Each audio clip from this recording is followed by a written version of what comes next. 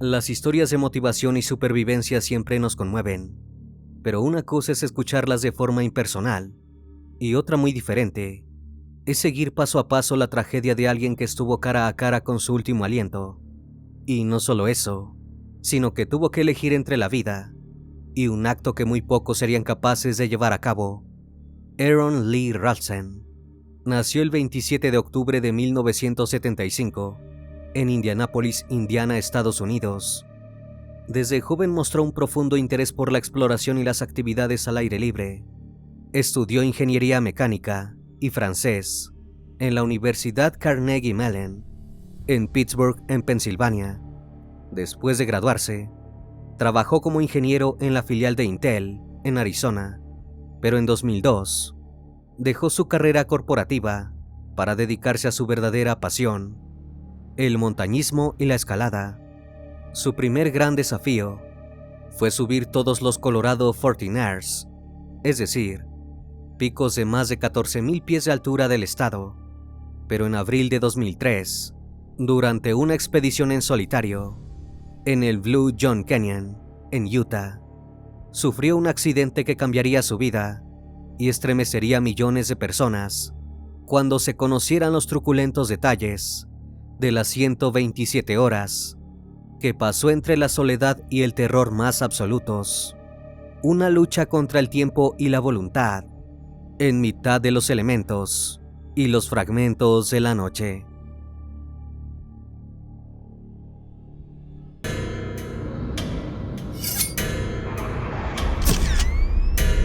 Fragmentos de la noche.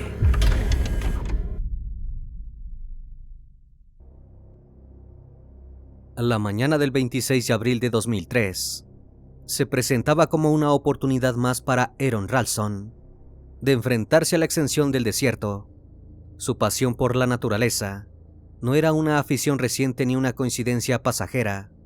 Desde su infancia, tras la mudanza de su familia a Colorado, había forjado una relación íntima con las montañas, los cañones, los senderos indomables, que se desplegaban ante él como un mapa de desafíos personales. Aquel día, sin embargo, algo iba a quebrarse de forma irreversible. En esa comunión que mantenía con la geografía de los paisajes extremos, Ralston había planeado un circuito de 48 kilómetros que combinaba ciclismo y escalada en el Parque Nacional Canyonlands, en Utah. Como en otras ocasiones, iba solo.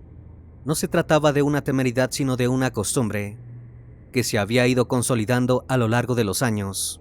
La soledad como aliada en sus travesías, como forma de escucharse a sí mismo. En medio del silencio abrumador del desierto, apenas dejó aviso de su itinerario a quienes lo conocían. Nadie sabía con exactitud hacia dónde se dirigía. Había pronunciado una sola palabra antes de partir: Utah. Pero Aaron tenía 28 años y estaba en una inmejorable forma física. Además, contaba con una gran experiencia, con una mochila de 11 kilos a la espalda, donde llevaba solo su equipo de escalada, algo de comida y 4 litros de agua. Ralston se puso en marcha bajo un viento intenso. Que barría la tierra. El plan transcurría sin incidentes, hasta que llegó al estrecho paso de Blue John Canyon.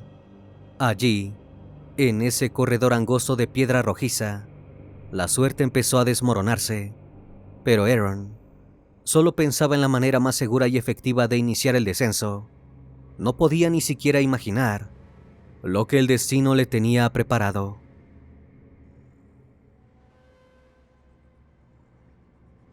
Aaron evaluaba cuidadosamente cada tramo del descenso. No era la primera vez que se encontraba frente a un desafío como ese.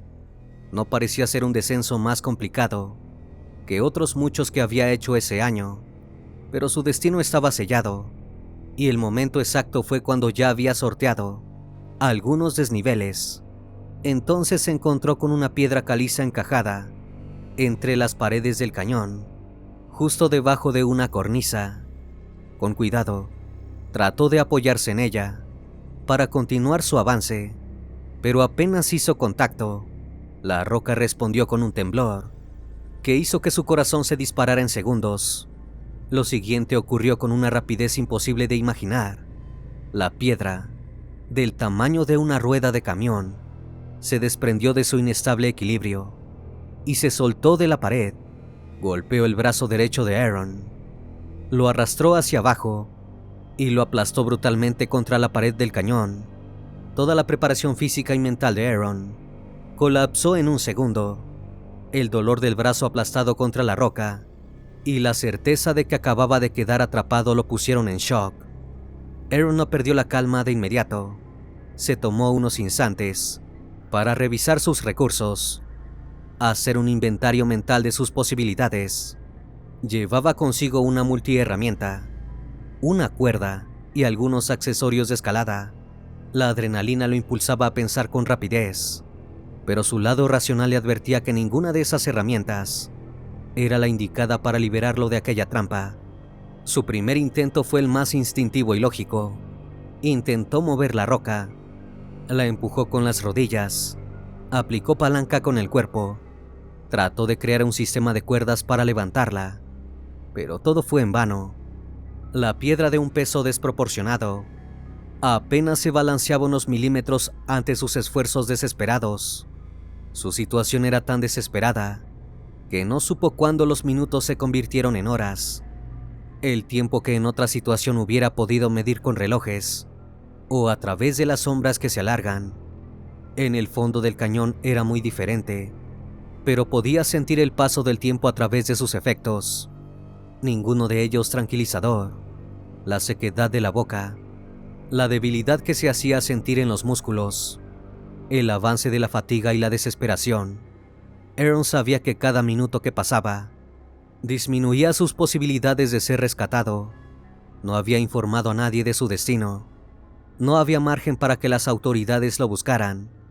Con alguna posibilidad de éxito, el rescate se pondría en marcha cuando ya fuera demasiado tarde. Sabía que en situaciones desesperadas como esa, había una regla clave: conservar la energía.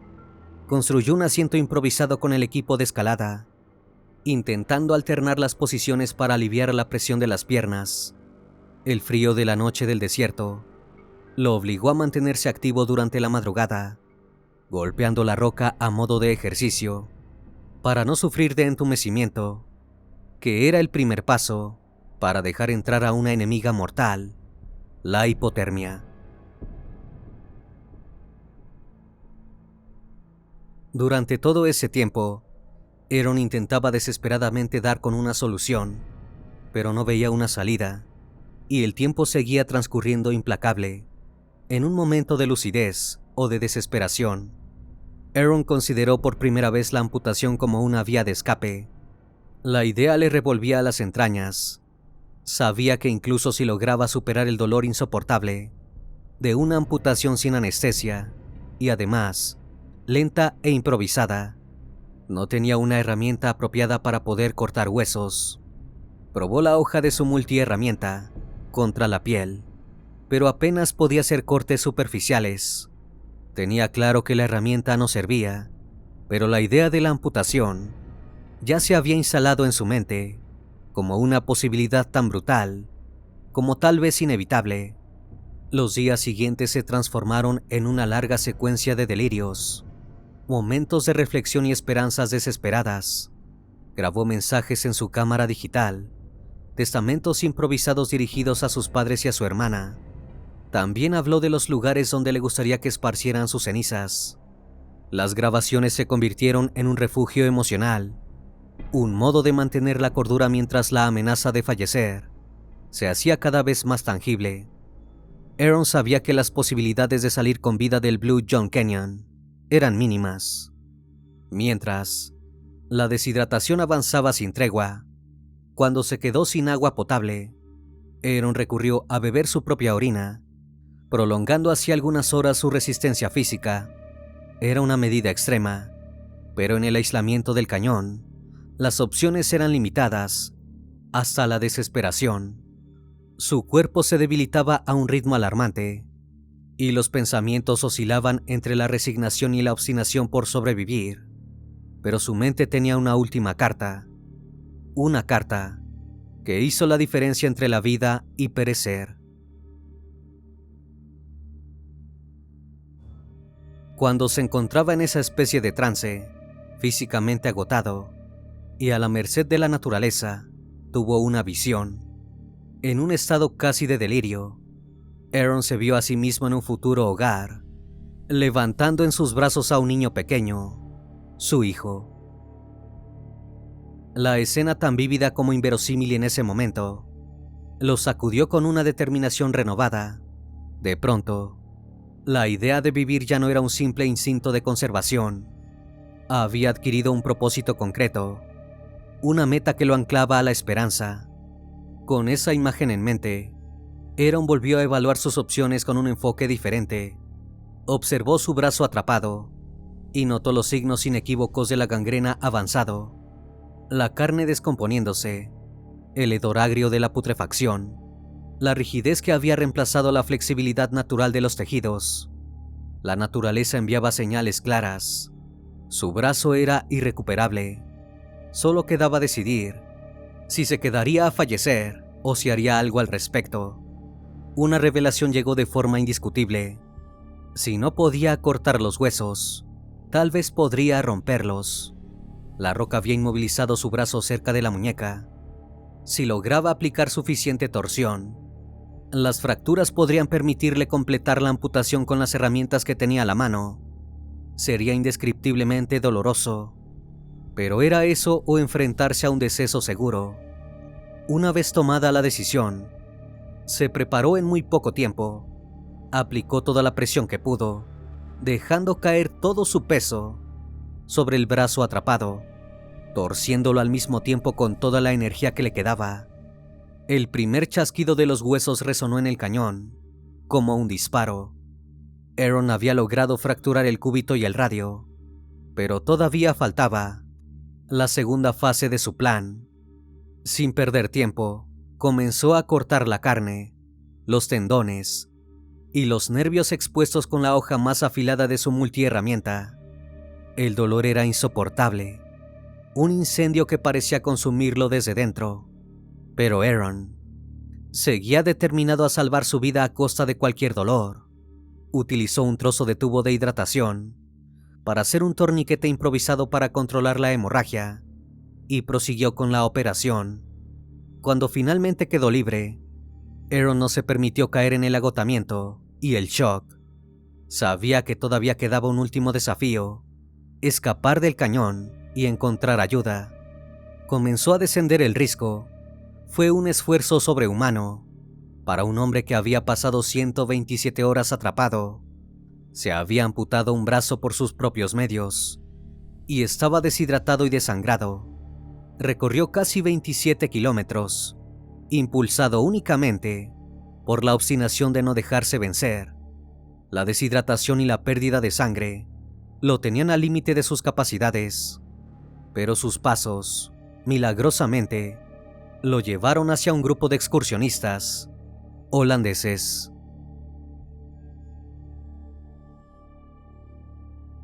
Cuando el helicóptero de rescate finalmente llegó y lo trasladó al hospital, los médicos que lo recibieron apenas podían creer la resistencia física y mental de Aaron. Había perdido cerca del 25% de su volumen sanguíneo y estaba peligrosamente deshidratado, pero había sobrevivido a una prueba que muy pocos habrían superado. Durante su convalecencia, las autoridades recuperaron el brazo, que había quedado encajado bajo la roca. Usaron un cabestrante hidráulico para levantar la piedra. Aaron decidió cremar los restos del brazo y arrojar las cenizas en el mismo lugar donde había sido atrapado. Fue como cerrar un círculo. La historia de Aaron Ralston se convirtió en un testimonio de la capacidad humana para enfrentar circunstancias extremas con una determinación feroz. En su autobiografía, Entre la espada y la pared, publicada en 2004, desgranó cada momento de aquellos días, ofreciendo una ventana honesta a sus pensamientos más íntimos, a sus miedos y a la brutalidad de la experiencia vivida. La crudeza de su relato capturó la atención del director Danny Boyle, quien llevó la historia al cine bajo el título 127 horas, protagonizada por James Franco. La película, que fue aclamada internacionalmente, acercó la epopeya de Ralston a millones de espectadores en todo el mundo, consolidando su historia como una de las más impactantes narrativas de supervivencia de la historia reciente.